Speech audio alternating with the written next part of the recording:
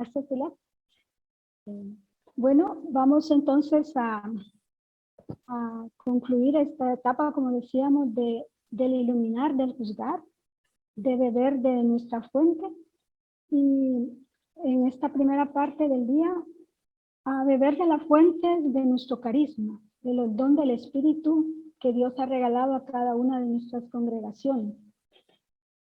Cada uno de los participantes recibimos en el mes de marzo un trabajo personal que el archivista de nuestras congregaciones respectivas nos prepararon con mucho cariño y con mucho esfuerzo y dedicación para ver cómo nuestra misión se encuentra también enraizada en las instituciones fundadoras. Como decía, vamos hoy pues a damos con sabido de que hemos leído los documentos, los hemos conocido, y este momento va a ser un momento orante para sentirnos todos y todas impulsadas a continuar nuestra ruta hacia el actuar, enraizadas en nuestro carisma y la historia de cada congregación, y con este compartir la riqueza de nuestra familia entera Asunción. Nuestras hermanos y hermanas que van a compartirnos van a hacerlo de forma breve, es una síntesis. Vamos a darles a cada uno 8 minutos y durante este tiempo van a subrayarnos aquellos elementos importantes del documento que ellos nos han enviado y que ya hemos reflexionado. Vamos a escucharlos, vuelvo a decir, atentamente, con el corazón y de una forma orante, que vaya resonando en nosotros esta mística, este espíritu que nos habita común. Luego de la escucha,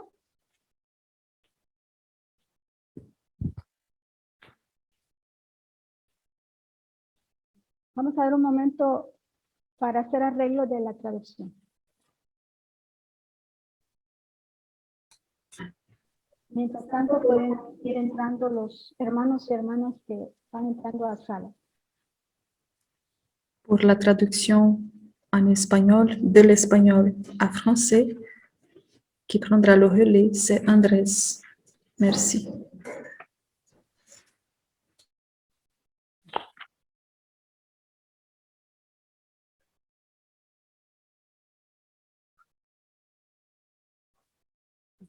Bueno, entonces continuamos.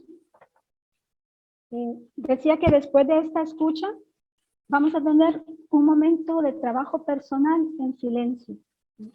Y cada uno personalmente toma nota de aquellos elementos que le han tocado. Entonces vamos pues a escuchar. Vamos a darle la palabra a José Miguel, al padre José Miguel, de los asuncionistas, que va a iniciar este compartir. Muy bien. Muchas gracias. Yo no soy archivista de la congregación. De hecho, el puesto está casi vacante. Pero, bueno, algo escrito, algo investigado para hacer esta pequeña presentación.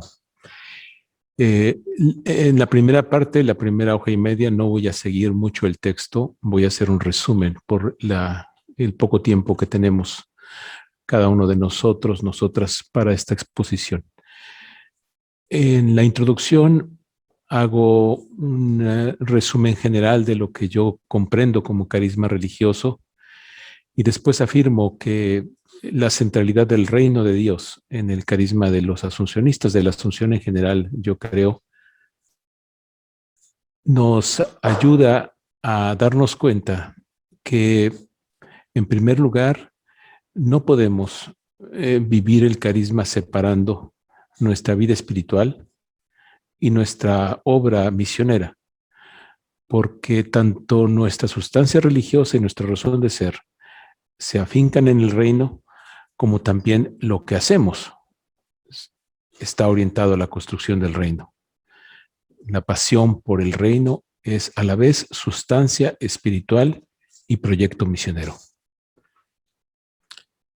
También la centralidad del reino de Dios nos ayuda a no separar la acción de Dios que nos lleva a buscar, a soñar, a pensar y a recibir como gracia la promesa del reino definitivo, al mismo tiempo que nos comprometemos de manera concreta a trabajar por el reino y hacerlo presente en las obras, en las relaciones, en lo local. Finalmente, la centralidad del reino de Dios también nos ayuda a evitar el distinguir entre el cielo y la tierra. La encarnación de Jesucristo ha roto esta división. Por eso nosotros construimos el reino defendiendo la dignidad de las personas. Desde la encarnación de Jesucristo, nosotros podemos decir que la dignidad humana es la gran causa de Dios en esta tierra. Tomando en cuenta esto, y a pesar de que nuestro carisma no se define por obras concretas específicas a lo largo de su historia, si bien que tiene algunas tradicionales, llamémoslo así, pero tomando en cuenta esta reflexión sobre el reino, podemos descubrir fácilmente que esta atención a la emergencia del fenómeno de movilidad humana tiene su lugar en nuestra atención misionera. Yo creo que el trabajar en este campo es una manera de actualizar nuestro carisma. Después de esta pequeña introducción, voy a empezar tal vez más apegado al texto con el número 2. Cómo esta atención al migrante, al fenómeno de movilidad humana, es un desafío para nuestra fidelidad carismática y el ejercicio de la solidaridad creativa. Bueno, por supuesto que este fenómeno ha tenido varias caras a lo largo de la historia, pero tenemos que ir a San Agustín, que con su obra ilumina nuestra reflexión. San Agustín, obispo de Hipona, asumió su compromiso pastoral al lado de los más necesitados y hizo uso de una destacada creatividad solidaria. Creó y construyó lo que se llamaba en la antigüedad un cenodoquium, que es una casa de acogida para los pobres, especialmente para los extranjeros. Y también San Agustín, como lo descubrimos en una carta a Lipio, se indigna con los ataques de los traficantes de esclavos y se preocupa por rescatar a las personas que fueron tomadas prisioneras en otras tierras.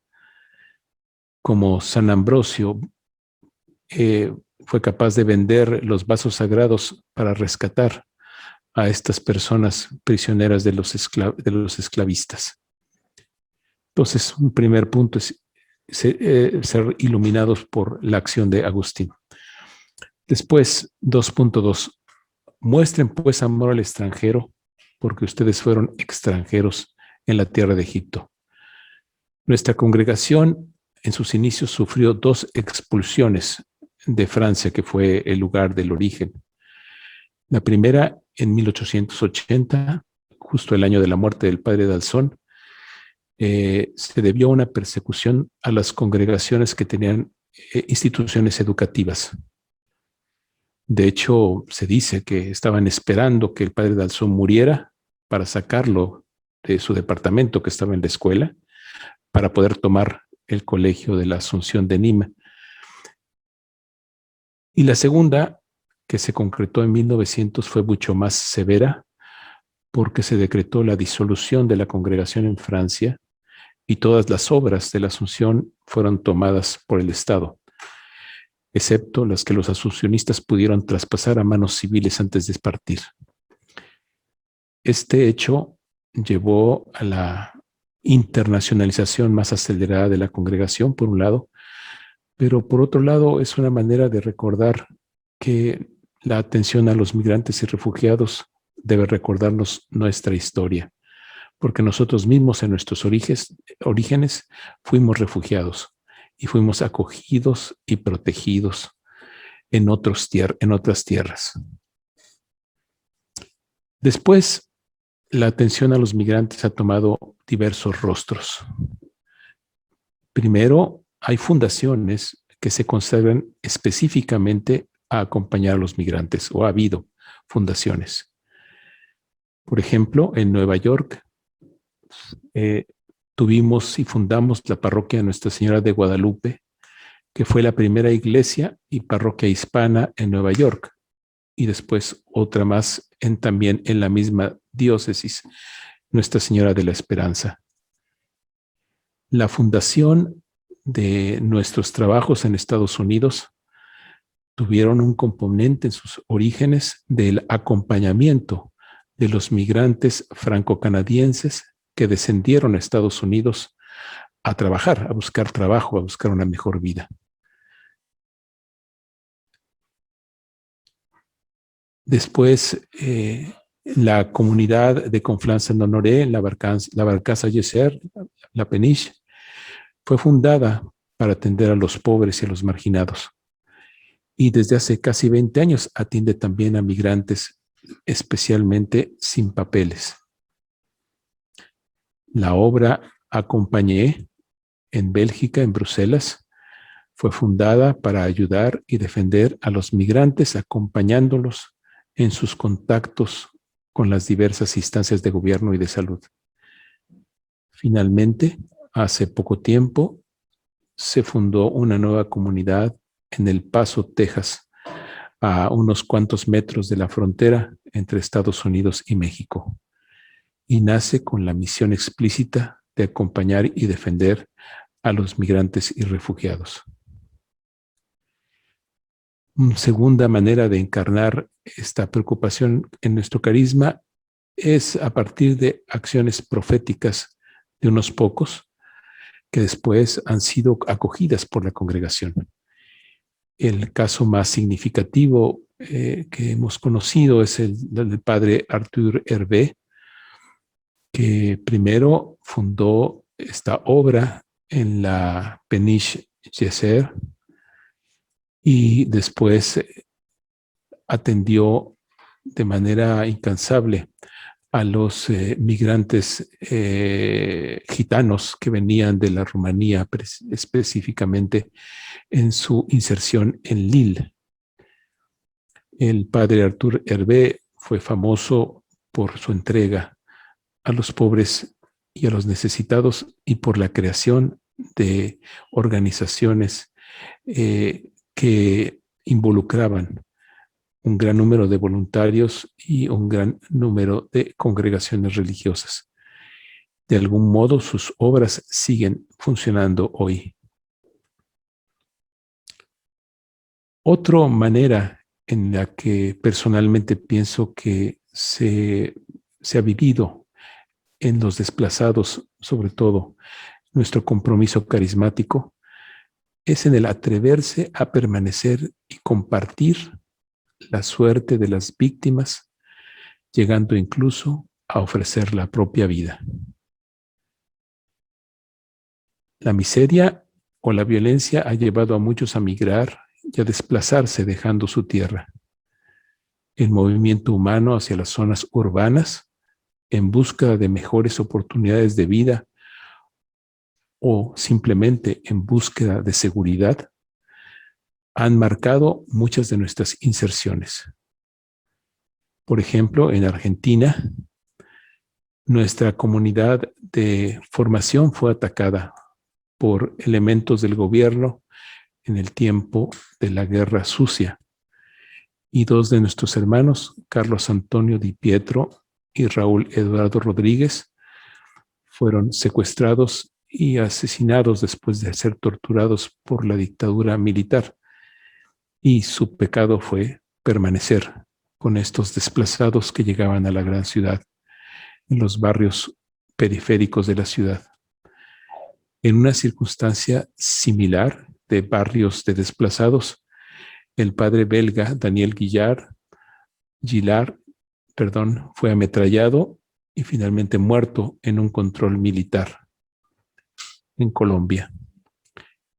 Y más recientemente en el Congo, en la zona de Nord Kivu, 3 de nuestros hermanos, Jean-Pierre Dulani, Anselmo Asikundi y Edmond Ometute, fueron secuestrados y desaparecidos por permanecer con el pueblo amenazado por la violencia. Y también nuestro hermano Vicente Machosi, que fue asesinado al tratar de poner en relieve las víctimas de esta violencia que ha afectado tanto esta parte del planeta, de nuestro planeta. Otra manera en la que encaramos este desafío de atender la movilidad humana ha sido consecuencia de la internacionalización de nuestras comunidades, porque algunos hermanos misioneros que comparten la vida y la misión en diferentes países de la geografía asuncionista se ven confrontados con la realidad de los migrantes de su propio país o de su propia región y buscan la manera de atenderlos con el apoyo de sus comunidades. Y hay muchos ejemplos de ello. Por ejemplo, la atención a la comunidad filipina en Nueva Inglaterra, en Estados Unidos. En Europa, atención a migrantes vietnamitas y africanos. En Corea del Sur, especialmente migrantes vietnamitas en Corea, en Rusia, en Grecia, en Turquía. Esto va conformando parte de nuestra misión a partir de la situación de las diversas comunidades. Y finalmente, podría decir que también hay comunidades que poco a poco asumen como parte de su identidad misionera la misión con los migrantes, independientemente de quién sea el que esté ahí presente, independientemente de la nacionalidad de los que estén ahí. Esto ha pasado en Florencia, por ejemplo, con la atención a la comunidad latinoamericana.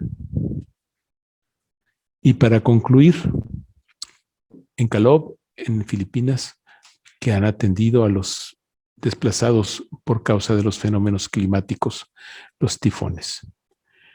Puedo decir que el carisma de nuestra congregación no se define en función de la atención a los migrantes y refugiados. Sin embargo, este apostolado ha estado y está todavía bien presente en la vida de la congregación. Y que estas ideas compartidas despierten nuestra vocación a la solidaridad eficaz y creativa. Que el Espíritu nos guíe y acompañe. Muchas gracias, José Miguel, por este compartir. Dejamos unos segundos de silencio mientras la hermana María José de las Hermanitas de la Asunción se prepara para compartir con nosotros.